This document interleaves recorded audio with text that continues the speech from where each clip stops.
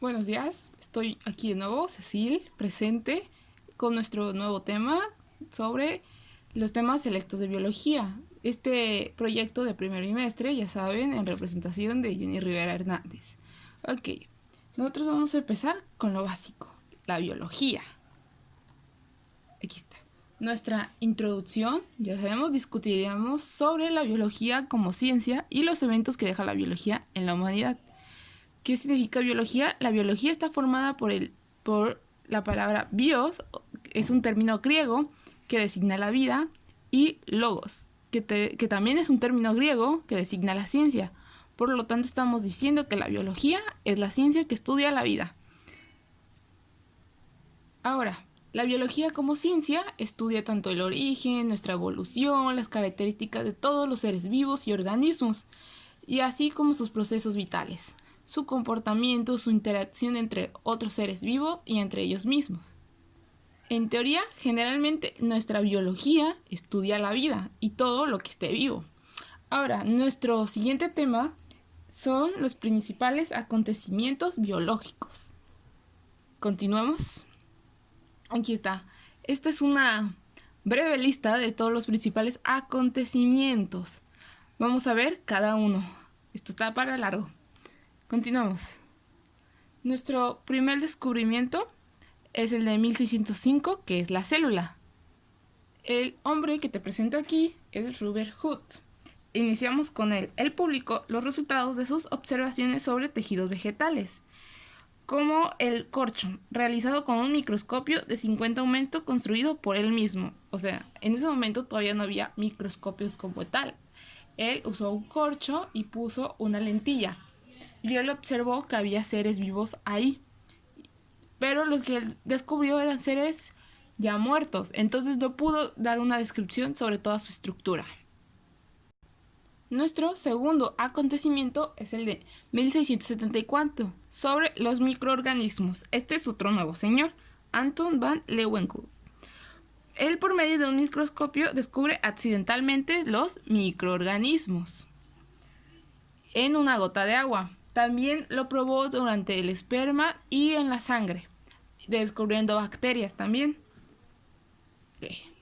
Ahora, nuestro tercer descubrimiento es de 1770, que es la fotosíntesis. Este fue por un señor llamado Jan, que descubre que las plantas reaccionan a la luz solar de manera diferente que las sombras. Y así nacen las bases de la comprensión sobre la fotosíntesis. Ya saben cómo se alimenta una florecita. Es un proceso en el cual las plantas, algas y algunas bacterias convierten la energía del sol en energía química o energía para ellos mismos. Aquí te muestro la imagen de cómo es la fotosíntesis, cómo es que de la energía solar absorbe todo para su glucosa, cómo exhala oxígeno y cómo inspira dióxido de carbono. Estos son los tres primeros inventos. Ahora continuamos. El siguiente invento es el de 1831 sobre el núcleo celular. Este fue 1831, el núcleo celular. Este fue descubierto por un botánico llamado Robert Brown, que indicaba que todas nuestras células contienen un núcleo. Y él descubrió, el núcleo es una cosita muy pequeña, es en el centro de nuestra célula.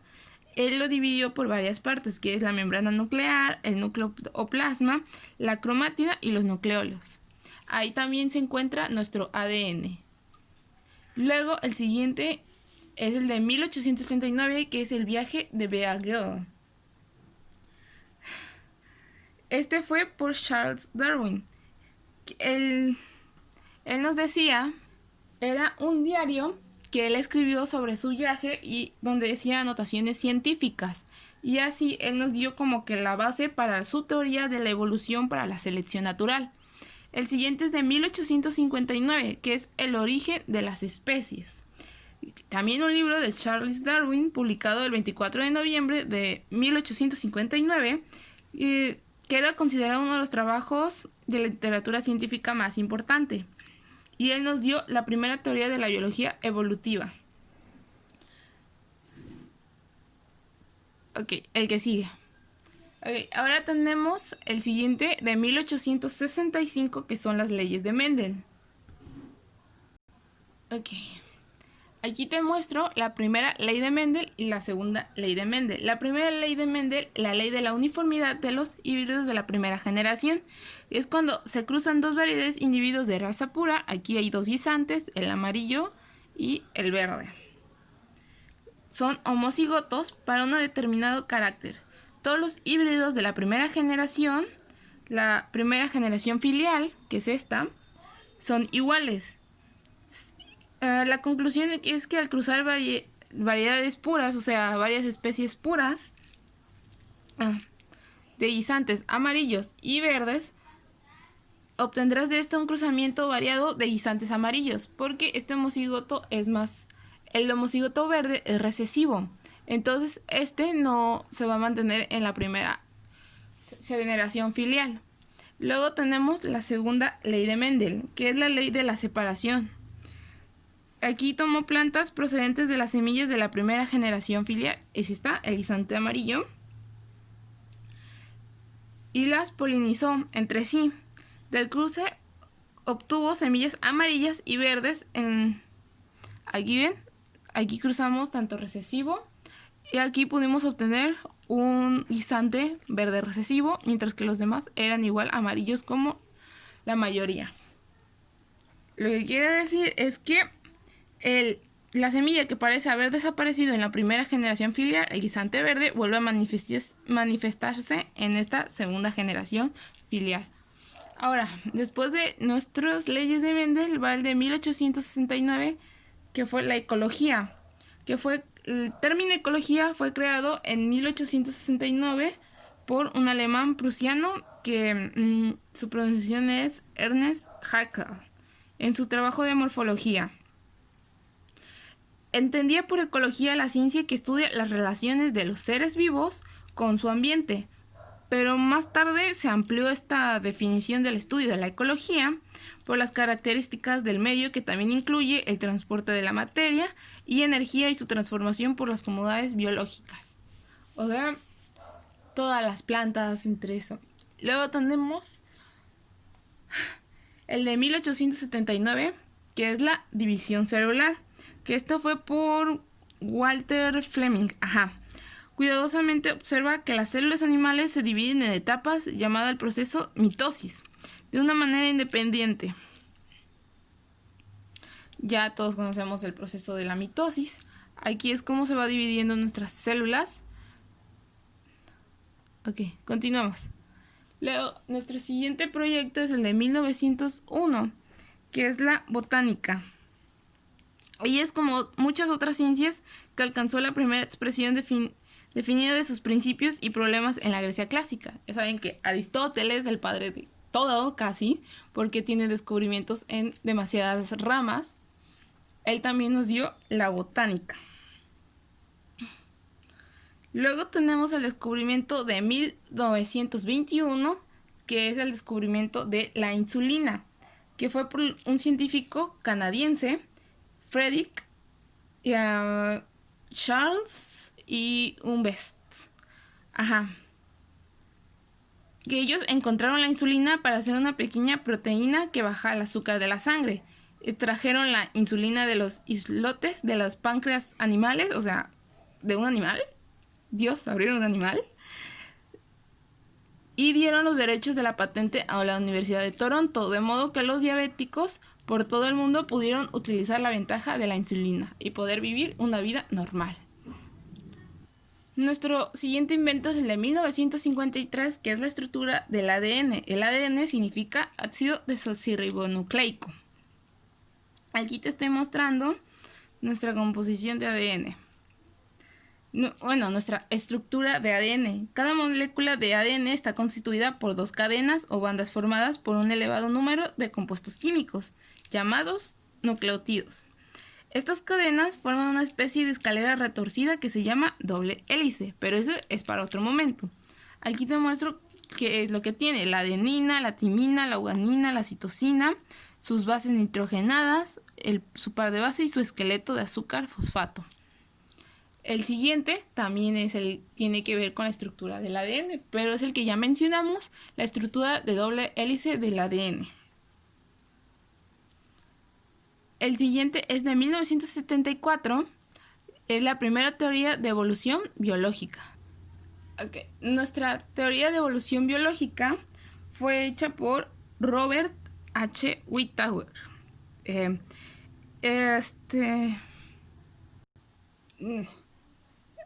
Entonces él nos cuenta, él hizo primero la teoría de la evolución biológica en base al estudio de invertebrados y plantas. Perdón por la pronunciación. Él lo que hizo es aquí cómo la jirafa va evolucionando. Las jirafas viven en la sabana alimentándose de las hojas de los árboles en época de sequía.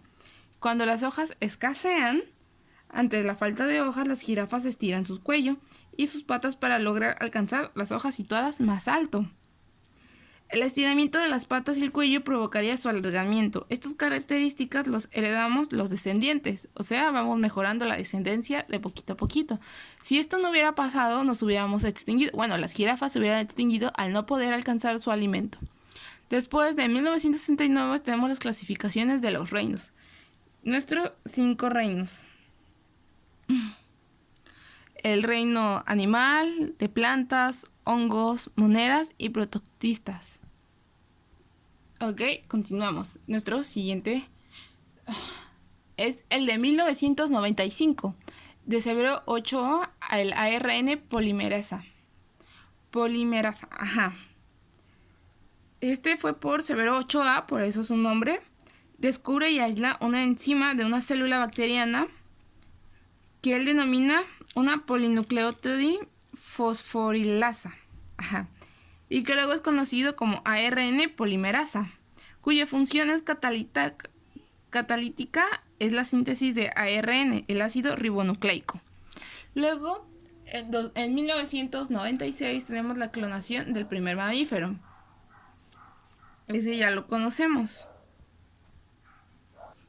En la clonación usaron a ovejas. La primera oveja, que era llamada Dolly, fue el primer mamífero clonado a partir de una célula adulta, que fue en realidad una oveja.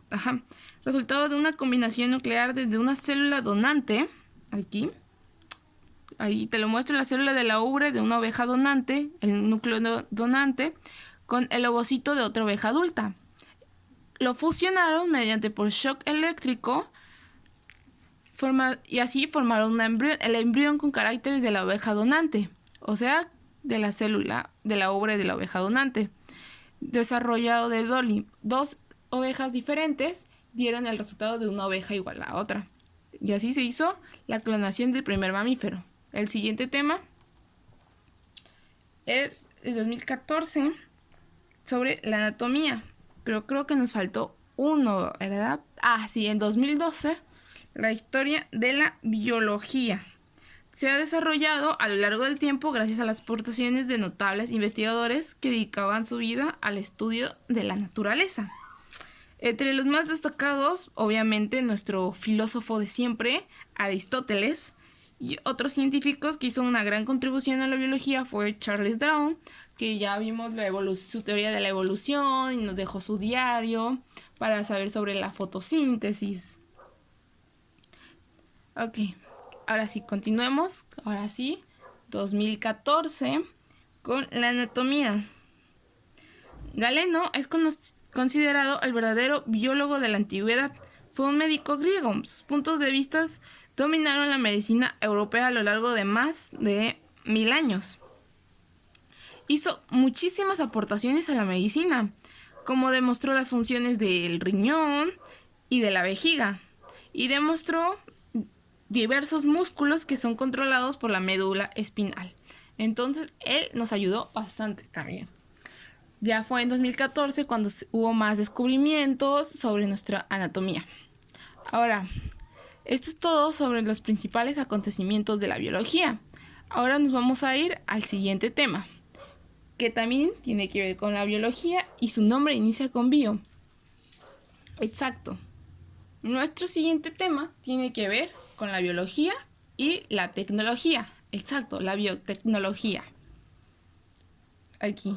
Es el uso de tecnologías en organismos vivos para la elaboración y mejoramiento de determinados productos como alimentos y medicamentos.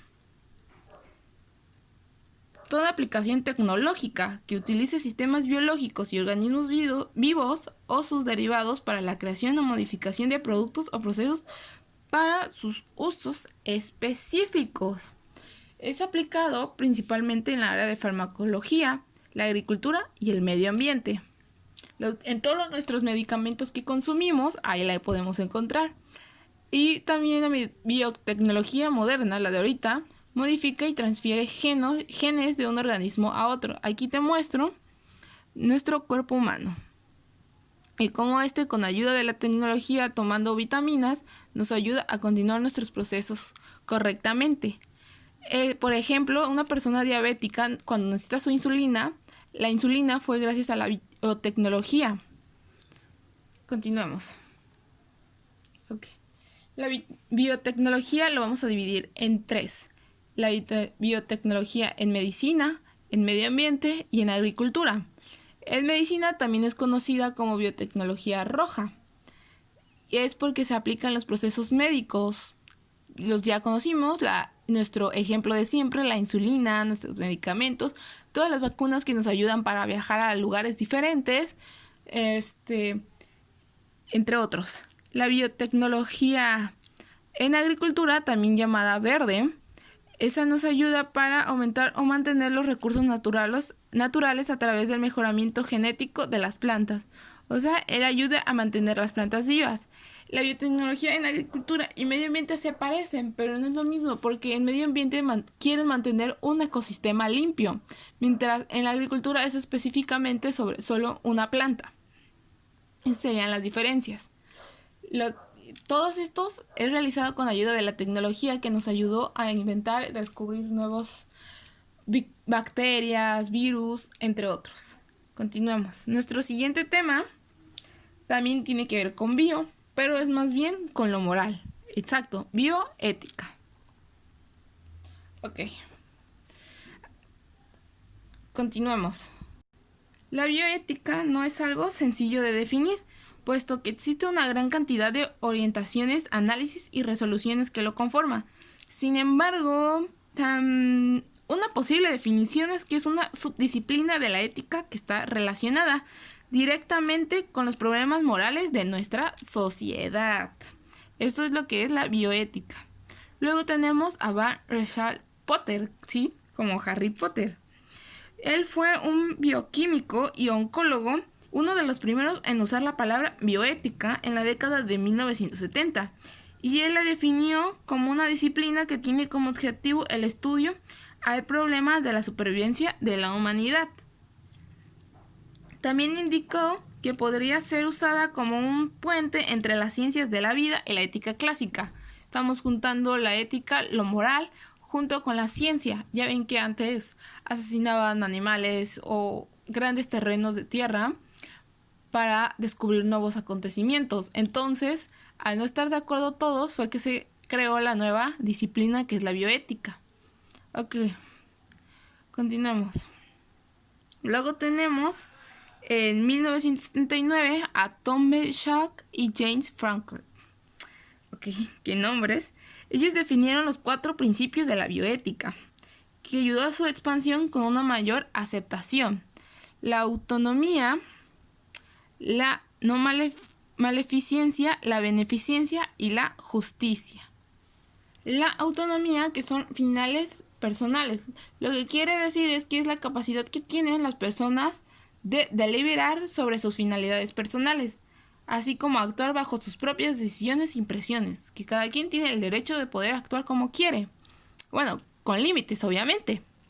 Luego tenemos la no maleficencia. Es no producir daño y prevenirlo. Incluye no matar ni provocar dolor o sufrimiento, así como tampoco producir incapacidades. Es básicamente no hacer daño. Nuestro siguiente es la beneficencia, que sería como hacer el bien. ¿Qué quiere decir? Que es la obligación moral de actuar en beneficio de los demás, a lo que viene a hacer el bien. Luego tenemos la justicia, que es la igualdad, aquí la igualdad en la distribución de cargos y beneficios. De hecho, el criterio que se utiliza para saber si una actuación es o no ética, desde el punto de vista de este principio, es valorar si es equitativa. Además, incluye el rechazo en la discriminación y también su principio de carácter público y legislado. Ok, eso sería todo sobre la bioética. Y así finalizamos este tema. El siguiente tema no tiene inicio con bio. Tiene que ver más con la célula. Continuamos. Nuestro siguiente tema es el metabolismo celular, que es el conjunto de todas las reacciones químicas que se producen en el interior de las células de un organismo. Es obtener energía química utilizable para las células que se almacenan en forma de ATP, adenosín trifosfato, y fabrica sus propios compuestos a partir de los nutrientes que serían utilizados para crear su estructura o para almacenar como reserva. Al producirse en las células de un organismo, se dice que existe un metabolismo celular permanente en todos los seres vivos, obviamente, en ti y en mí, y que en ellos se produce una continua reacción química. Estas reacciones químicas metabólicas, repetimos, ambas reacciones suceden en la célula. Todo lo que estamos haciendo es dentro de una célula. ¿Ok? Pueden ser dos tipos: catabolismo y anabolismo. Cata y ana. Es lo siguiente que vamos a ver. Nuestro metabolismo como catabolismo y anabolismo y sus fases, porque tienen fases, amigos. Ok, vamos a iniciar con cata o catabolismo, que es también llamado una fase destructiva. Su función es reducir, es decir, de una sustancia o molécula compleja a hacer una más simple. ¿Ven? Aquí, catabolismo, molécula compleja a molécula simple. Y anabolismo es su contrario, porque se llevan a la contraria, no se caen bien. Entonces, anabolismo, síntesis de moléculas complejas a partir de otras sencillas, para lo cual se necesita suministrar energía, o sea, de moléculas simples convertidas en moléculas complejas. Continuamos con cata y ana. Ok. En catabolismo existen dos tipos de catabolismo: fermentación y respiración. En la fermentación, el aceptador y dador de electrones son compuestos orgánicos. Y en la respiración, el dador de electrones, el que te da electrones, es un compuesto orgánico y el aceptador es un compuesto inorgánico. Si es el oxígeno, sería la respiración aerobia, y si es el ion, nitrato o sulfato, es la respiración anaerobia. Vamos a entrar en esos temas, pero primero vamos a dar una explicación general y luego se les explicará bien. Y en anabolismo, si las moléculas son inorgánicas, se denomina anabolismo autótrofo, y si son orgánicas, anabolismo heterótrofo. Ok. El anabolismo autótrofo se divide en dos. La fotosíntesis es cuando la flor absorbe la energía del sol como energía, y la quimiosíntesis, que es sobre la reacción de oxidación-reducción de algunas bacterias. Ok, la fotosíntesis ya saben que es gracias a la energía luminosa, o sea, la energía del sol, la realizan plantas y algas, y la quimiosíntesis, que es por medio de la energía desprendida de la reacción de oxidación-reducción y para algunas bacterias. Luego, el anabolismo también heterótrofo, que se da en ellos los organismos y es muy similar en todos ellos. Su objetivo es la síntesis de reservas energéticas y crea estructuras para que el organismo pueda crear o renovar estructuras determinadas. Esto es muy general, esto es nada más para que sean conscientes, pero la explicación va a venir más adelante. Tranquilos, no se estresen si no entienden todos los significados. Continuamos. Nuestro siguiente, aquí, ejemplo, es el modelo del proceso anabólico, ya te entendí, de sustancias simples a sustancias complejas. Nuestra fotosíntesis, que absorbiendo la energía del sol, y la quimiosíntesis. Aquí es también un ejemplo de anabólico. Nada más es para que te des una idea cómo se verían. Continuemos. Ahí están las fases del catabolismo y el anabolismo. Aquí te muestro una imagen para que sea más fácil para ti sobrellevar esto. Catabolismo y anabolismo. Ambas son lo contrario, pero en teoría son lo mismo.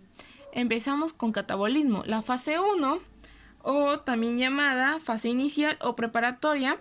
En ella las grandes moléculas de los elementos nutritivos se degradan hasta liberar sus principales componentes, como los monosacáridos, los lípidos o las proteínas liberan sus aminoácidos. Aquí te pongo. Ajá. Aquí ves, primero baja. Proteínas, ácidos nucleicos, polisacáridos y lípidos bajan. Se degradan, o sea, se van rompiendo. Y luego tenemos la fase 2. También tiene otro nombre que era fase intermedia. En ella los diversos productos formados en la fase 1 son convertidos en una misma molécula más sencilla, del acetil-coenzim A o acetil-CoA. Aquí te lo pongo, aquí está. Luego de eso, aquí ves, va bajando. Luego tenemos la fase 3 o fase final, en la que el acetil-CoA se incorpora al ciclo de Krebs. Luego el ciclo de Krebs se va a explicar más adelante. Da lugar a moléculas elementales, como el CO2 y el agua, o sea, el H2O. Este genera ATP. Aquí vemos moléculas pequeñas a simples. Ok. Y esas son las 3 fases del catabolismo. Nuestro ciclo de Krebs, también conocido como ciclo de ácido cítrico, tiene lugar en la matriz de la mitocondria. ¿La mitocondria dónde se encuentra? Exacto, en nuestra célula. Ok, este ciclo es un circuito cerrado de 8 etapas principales en el que la última parte de la vía regenera la molécula utilizada en el primer paso, o sea, un ciclo, literalmente. Ahora, el anabolismo. Nuestra fase 1 es donde se producen los aminoácidos. Ajá.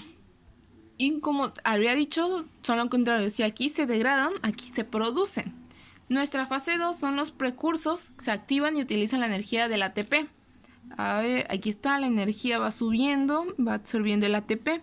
Y la fase 3 es donde se producen las moléculas complejas. Acá ya tienes tus moléculas complejas, las cuales son proteínas, ácidos nucleicos, polisacáridos y lípidos. Aquí, proteínas, moléculas complejas. Aquí, moléculas pequeñas y simples, el H2O, el CO2. Y eso sería todo. Son lo contrario, ya te dije. Moléculas complejas, moléculas simples, energía. En medios, cuando se van separando, tanto las complejas para volverse simples como las simples para volverse complejas. Nuestro siguiente tema es sobre la salud. Es lo bueno, lo que tienes que tener, los nutrimentos. Continuamos. Hay que acabar esto más rápido. Ok, nutrimentos en el metabolismo. Los nutrimentos es una sustancia contenida en los alimentos necesarios para que funcione tu organismo. Su objetivo sería aportar energía, aminoácidos o elementos reguladores del metabolismo, o sea, que ellos nos dan energía, como las plantas le dan energía al sol. Las unidades más básicas del metabolismo, que son los aminoácidos que nos producen las proteínas, la glucosa que nos producen los carbohidratos y los ácidos grasos y el glicerol que producen las grasas. Ok, continúo. Aquí te estoy mostrando la glucosa que está en la sangre. Continuamos. Ahí está, el metabolismo nutricional. Los nutrimentos absorbidos aquí son transportados por la vena porta al hígado. El hígado posee sistemas enzimas, no sé si puedas observarlo aquí, capaces de convertir unos nutrientes en otros según las necesidades de cada organismo. En todas las células se produce una oxidación de nutrientes para obtener nuestra energía y poder continuar nuestro día. La posibilidad de convertir unos nutrientes en otros permiten al organismo una cierta independencia respecto al tipo de nutrientes absorbidos de nuestro aparato digestivo. Por aquí, ¿ves? Aquí ya hacemos el aparato digestivo y continuamos absorbiendo nuestros nutrientes necesarios para nuestras células. Okay. En casos concretos de elevadas necesidades de un determinado nutriente, se pueden saturar las rutas metabólicas para su obtención a partir de los nutrientes precursores.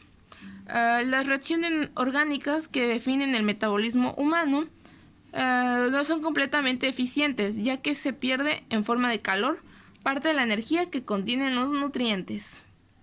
Y aquí ya te expliqué, entra por aquí, llega a nuestro hígado, se absorbe, dependiendo si necesitamos más de un nutriente, si nuestro cuerpo nos pide o se satura. Lo siguiente, los nutrientes se va a dividir en dos, nuestro metabolismo nutriental. Los energéticos y los protectores. Los energéticos pues son los carbohidratos y los protectores son nuestras vitaminas o minerales. El cuerpo los usa como combustible. La energía se obtiene cuando la parte de alimento se ingiere diariamente. Debe pertenecer absolutamente a este grupo de alimentos, los nutrientes energéticos. Y los nutrientes protectores pues son los que protegen y controlan las funciones de nuestro cuerpo. Ya decimos las vitaminas y los minerales. Por eso es bueno comer nuestras frutas. Continuemos. Ok, ahora nuestro siguiente tema es nuestra membrana celular y sus características. Esta se encuentra en las células procariotas y eucariotas. Estas no tienen forma definida. Ahí es aquella que rodea la célula, es extremadamente delgada y se compone de lípidos, proteínas y carbohidratos y mide entre 6 y 10 nanómetros. ¿Qué quiere decir esto? Es que es muy, muy delgada. Ok, la membrana celular o membrana plasmática es aquella que rodea la célula, o sea, está alrededor de la célula. Aquí no te muestro, pero imagínate una célula y la capita que lo tapa como un cobertor es esa. Ok. Representa el límite entre el medio intracelular y el medio extracelular. También funciona como contenedor de los organelos celulares para que no salgan todas las sustancias químicas o no se vayan, no se esparzan o luego tengamos ADN fuera o citoplasma regado, cosas así. Pues ya dijimos, pues su objetivo principal es justamente esto, contener todas sus sustancias químicas y que nada esté en donde no tenga que estar. Luego, sus funciones, aquí te muestro que es la función como una protección para la célula, ya habíamos dicho esa, la regulación de la entrada y la salida de las sustancias, o sea, él decide qué entra y qué sale de la célula, él es como un policía.